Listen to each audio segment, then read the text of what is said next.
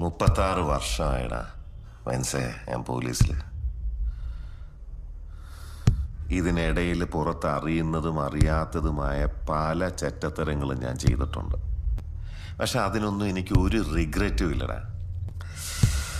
2 ദിവസം കഴിഞ്ഞ് ഞാൻ ഡിപ്പാർട്ട്മെന്റിൽ നിന്ന് റിട്ടയറായി DYSP മെഡലും വാങ്ങി ഇറങ്ങുമ്പോൾ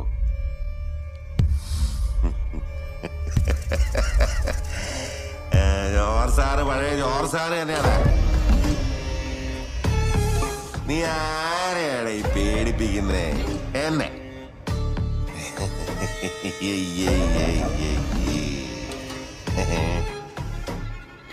നിന്നെ കാണാൻ ജോർജ് സാർ ഇവിടെ വന്നിട്ടുണ്ട്.